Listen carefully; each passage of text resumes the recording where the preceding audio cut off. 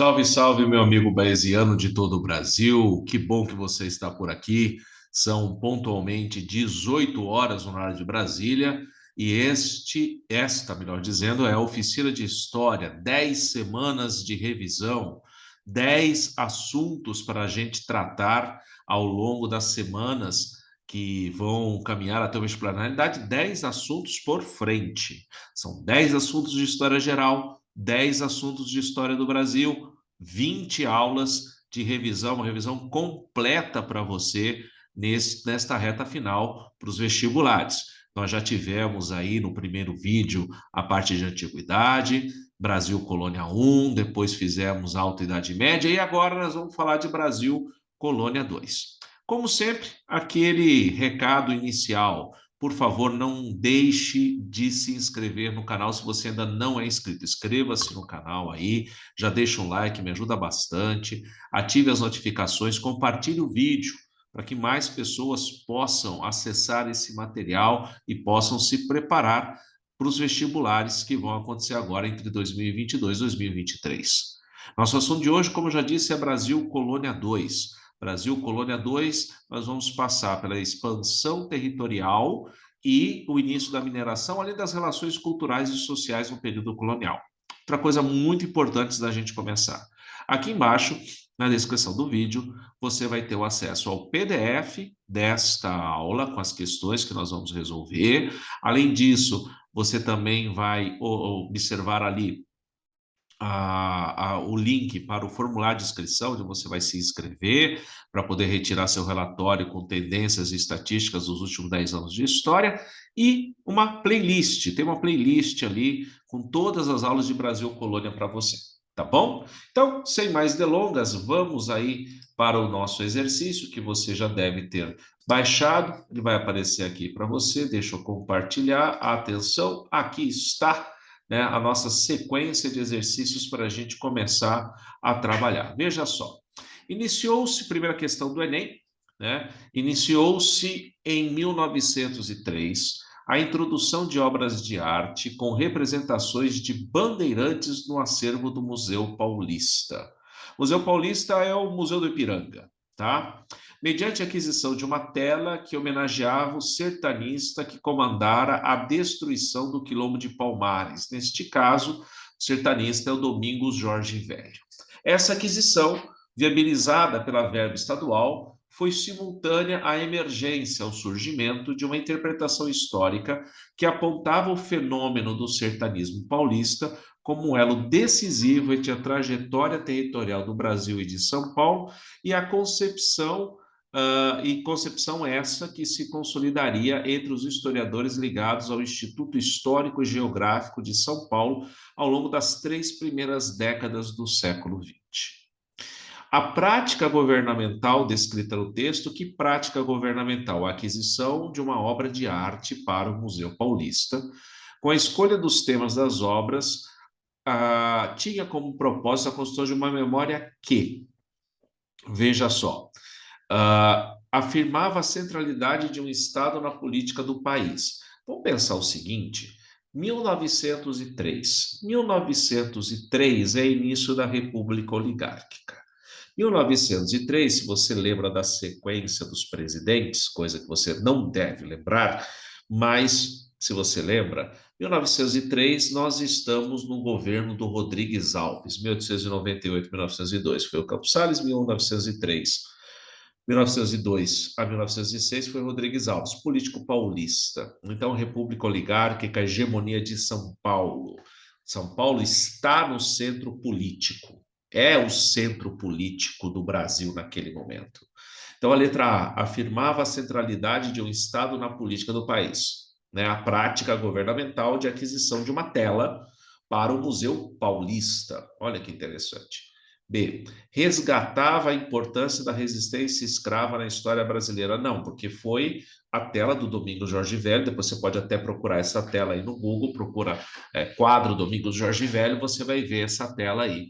É o enaltecimento do bandeirismo, é o enaltecimento do sertanismo de contrato, que ia para o interior para destruir quilombos e buscar índios e tudo mais. C. Evidenciava a importância da produção artística no contexto regional. Não.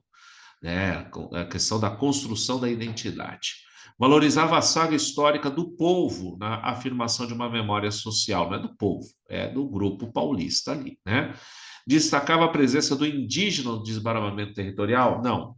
Então, aqui você vai marcar a alternativa, a letra A. Afirmava a centralidade do Estado na política do país, lembrando de fazer a junção com a época. Tá vendo como precisa saber um pouco de linha do tempo aqui? Você tem que lembrar que é a República Oligárquica, a hegemonia de São Paulo na política nacional.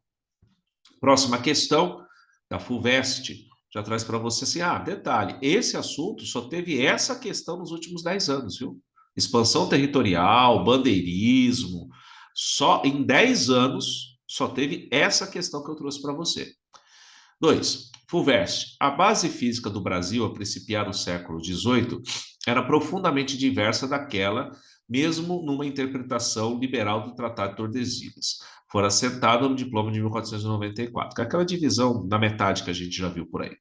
A expansão ao longo do litoral levara ao Oiapoque, no norte, e ao Prata, no sul. O rush, a corrida do ouro, estava determinando a ampliação da área oeste, do mesmo modo que a droga do sertão explicava a façanha da incorporação do mundo amazônico. Século XVIII, drogas do sertão, ainda não é borracha, hein? Toda a geografia nova, política e social do sertão explicava a façanha da incorporação do mundo amazônico. Toda a geografia nova, política, social e econômica se estava escrevendo na América Portuguesa. Então, século XVIII, princípio do século XVIII já é mineração, princípio do século XVIII já é fim do bandeirismo, avanço territorial, formação territorial. A partir da leitura do trecho e dos seus conhecimentos, é correto afirmar que, letra A, o Tratado de Tordesilhas representou uma permanente barreira à exploração econômica dos sertões portugueses da América. Só foi ultrapassado no século XVIII. Não, né? Primeiro que os sertões portugueses não eram portugueses, os sertões eram espanhóis. Por causa do Tratado de Tordesilhas, a outra parte era espanhola. Né? Ela foi ultrapassada no século XVII, de maneira informal, pelas ações bandeirantes, de maneira independente, né? A bandeira é uma expedição independente. A entrada, aí sim, é uma ação junto à coroa. B. A ocupação da Amazônia foi determinante na formação do território português na América, porque as drogas do sertão puderam ser exploradas por longo período, ao contrário do efêmero ouro, 100 anos de ouro. A droga do sertão praticamente não formou um ciclo. Letra C. Embora a mineração tenha interiorizado a presença portuguesa no continente, a definição das fronteiras territoriais do Brasil só se completaria definitivamente muito depois, no começo do século XX. Sim, você tem o Tratado de Madrid, de 1750, que dá mais ou menos o jeitão que a gente conhece. Depois, no final do século XIX, a incorporação do oeste de Santa Catarina, que era território argentino e se tornou território português, questão de Palmas, lá no governo do Prudente de Moraes. E depois, em 1903, né, que está lá em cima falando de 1903, mas em 1903 nós temos o Tratado de Petrópolis, que vai incorporar o Acre, e aí nós temos o jeitão que nós conhecemos do Brasil hoje. Então a letra C está boa. D. Mesmo com o rush minerador, a economia colonial portuguesa continuou isolada em relação aos principais circuitos econômicos europeus. Não, lembre-se do Tratado de Methuen. Tratado dos panos e dos vinhos. Portugal vai comprar produtos ingleses usando o ouro para isso, e a Inglaterra vai comprar, vai sempre olhar com muito carinho para produtos portugueses. Tá? E a realidade econômica de Portugal e Espanha nos séculos 17 e 18 tornou o Tratado de Tordesilhas obsoleto, uma vez que nesse período importava menos o comércio extrativista e mais a produção industrial. Produção industrial no século 17 e 18, Portugal e Espanha, pelo amor de Deus, né, gente? Só pode ser a letra C para essa questão. Então, primeira questão, número 1, Enem, A. Segunda questão, C de cebola. Vamos para a terceira questão. Olha, trouxe ela inteirona aqui para você. Se o açúcar do Brasil tem dado a conhecer a todos os reinos e províncias da Europa, o tabaco o tem feito muito afamado em todas as 4 partes do mundo, em as quais hoje tanto se deseja e com tantas diligências por qualquer via se procura. Há pouco mais de 100 anos, esta folha, pouco mais de 100 anos, então estamos falando do século XVII, esta folha começou a se plantar e beneficiar na Bahia. E desta sorte, uma folha antes desprezada, quase desconhecida, tem dado e dá atualmente grandes cabedais, lucros aos moradores do Brasil e incríveis emolumentos, juros, dinheiro aos erários, aos tesouros dos príncipes. O texto acima, escrito por um padre italiano que viajou ao Brasil em 1711, está falando sobre o açúcar, está falando sobre o fumo, principalmente o tabaco, revela que está trazendo informações econômicas para nós. E ao trazer informações econômicas, letra A, o ciclo econômico do tabaco, que foi anterior ao ouro, sucedeu da cana-de-açúcar. Não. O ciclo econômico do tabaco foi um ciclo complementar à atividade açucareira, sul da Bahia. Complementar. Junto com a cana-de-açúcar, mas complementava a atividade da cana-de-açúcar. B.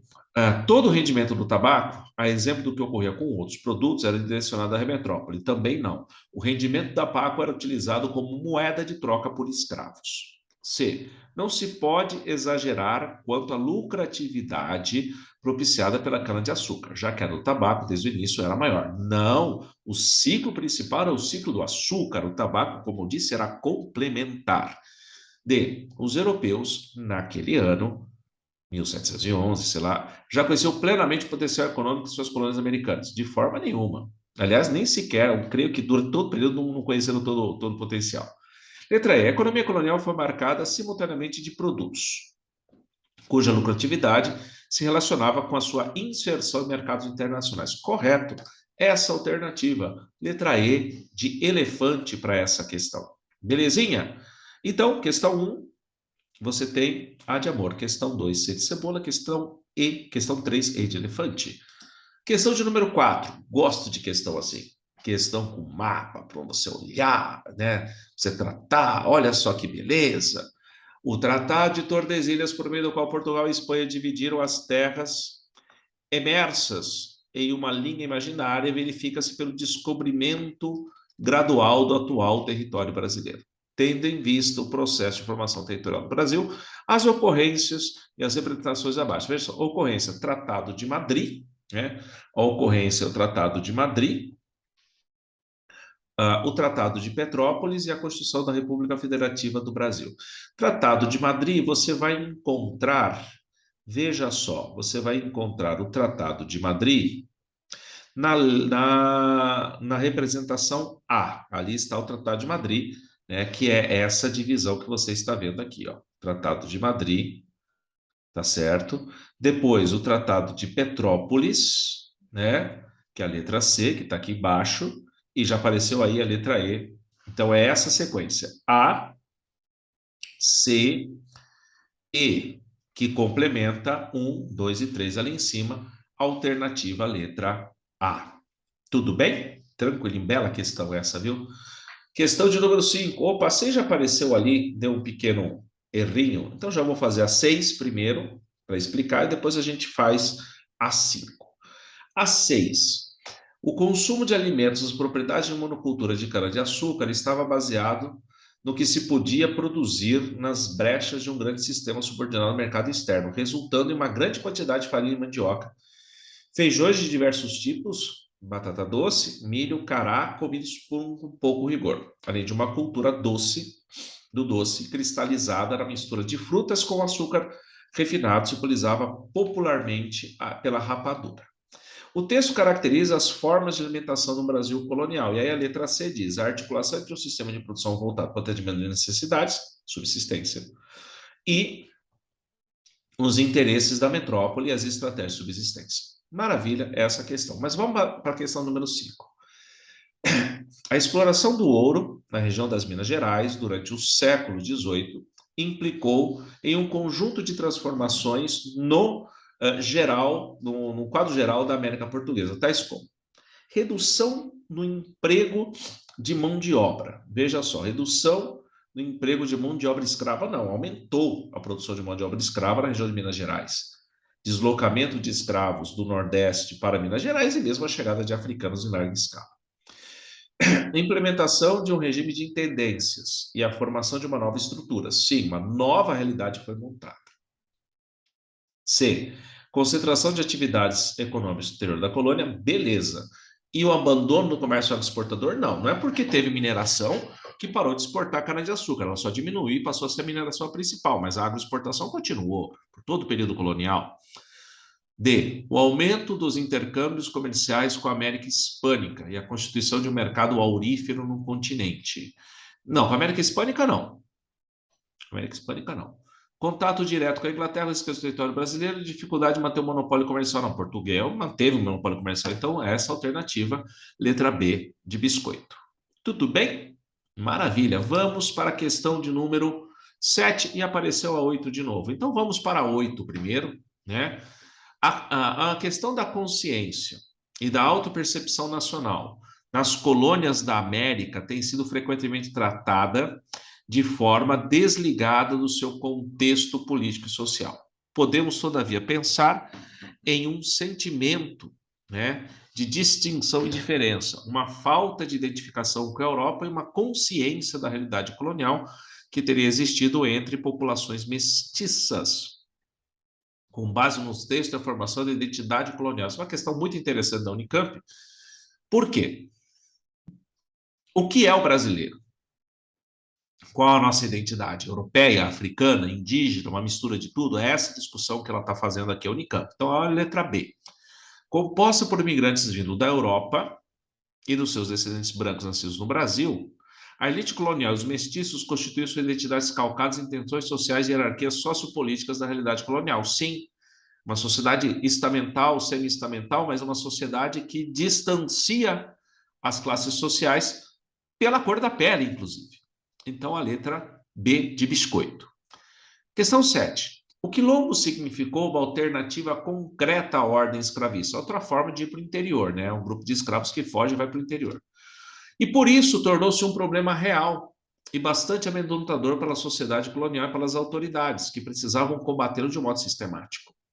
Mas, ao mesmo tempo, o quilombo era parte da sociedade que o reprimia, em função dos diversos vínculos que tinha com os diferentes setores desta. Tais vínculos, de natureza muito variada, incluíam a criação de toda sorte de relações comerciais com as populações vizinhas, a formação de redes mais ou menos complexas para obtenção de informações, e, como não poderia deixar de ser, o cultivo de um sem número de laços afetivos e amorosos que se entrecruzavam nas periferias urbanas e nas fazendas. A integração, né, ou mesmo a relação do quilombo com a realidade colonial. Dentre os quilombos, ou os quilombos existentes no Brasil colonial, ajuntamentos de escravos fugitivos no interior, podem ser caracterizados como espaços do quê? A letra A nos diz: a permanência provisória, a que os fugitivos recorriam até conseguir se alforria. Não, o cara ir para o quilombo e conseguir alforria depois sair do quilombo, não. Ele ia viver uma outra vida por lá, sem ser a escravidão. B, era tolerado pelos organismos policiais repressivos da colônia. Não, você acabou de ler o texto, era um problema real e era necessário combatê-lo de modo sistemático. C, articulados à ordem estabelecida na sociedade colonial, pois resultavam da lógica do escravismo e, ao mesmo tempo, mantinham conexões regulares com comunidades e cidades próximas. Sim, isso acontecia.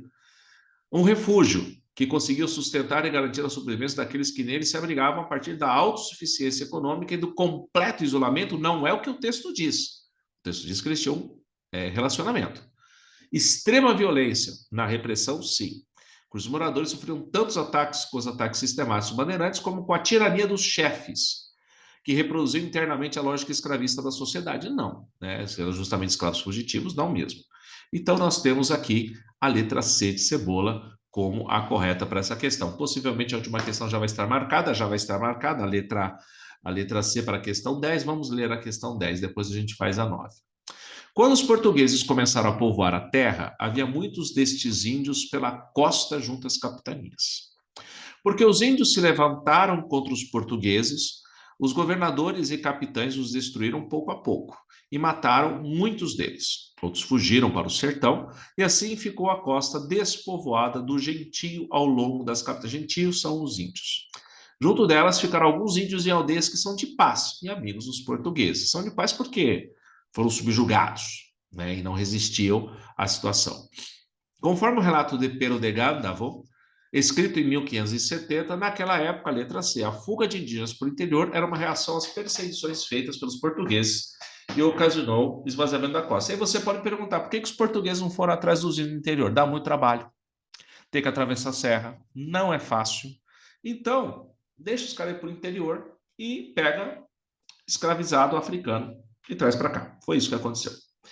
Quando o campesinato afro-brasileiro surgiu no final do século XVIII, questão 9 da Unicamp, os agricultores do lado da Bahia misturaram conhecimentos agrícolas e etnobotânicos da África e do Brasil para fazer proliferar o dendê africano.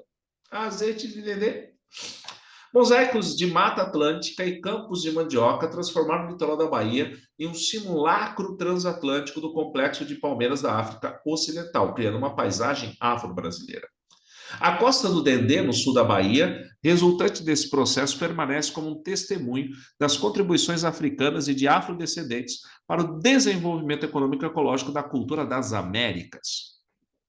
Com base no excerto e nos seus conhecimentos sobre a cultura brasileira, que misturou África, Brasil, Portugal, tudo isso, a cidade alternativa correta diz assim: a formação histórica da paisagem da costa do Dendê na Bahia é resultado da produção em larga escala do azeite de dendê nos grandes latifúndios, grande latifúndio já é redundante, monocultores que utilizavam mão de obra escrava africana desde o século XVI. Não, ali era açúcar, né? Ali diz que o azeite de dendê vai trazer uma outra realidade diferente das plantations. B. A desigualdade socioeconômica que marcou a história da formação do campesinato brasileiro é um fator que inviabiliza o desenvolvimento econômico e ambiental do Brasil. Não. Com base na produção de combustível sustentável a partir do dendê, não. O dendê não é combustível. Pode ser usado, mas não é combustível. É comestível e não combustível. C. Os dendezeiros do litoral brasileiro são resultado de tecnologias de cruzamento entre espécimes de palmeiras africanas, asiáticas e nativas cultivadas secularmente por indígenas. Nossa, que maionese isso aqui. D. Os bosques de dendezeiros no litoral baiano formam uma paisagem que testemunha o protagonismo histórico dos africanos e seus descendentes a partir de hábitos alimentares, correto, conhecidos como plantas e práticas agrícolas. Que beleza! É a letra D de dado. Olha que beleza! Passamos aí pelos 10 exercícios, veja só, ida para o interior, atividade bandeirante, outras atividades, atividades complementares, quilombo de Palmares, né? Ida do índio para o interior, ou seja, a saída do cenário do litoral para o interior tem várias vertentes, e isso dessa forma que cai nos vestibulares, ok? É isso, gente. Nós estamos aqui encerrando esta aula de História do Brasil. Você que chegou até aqui, não se esqueça, inscreva-se no canal, ative o sininho, compartilhe o vídeo. A gente se vê no próximo vídeo. Eu sou Eduardo Baez, sou professor de História aqui da internet. A gente se vê. Um grande abraço. Até o próximo vídeo. Tchau, tchau.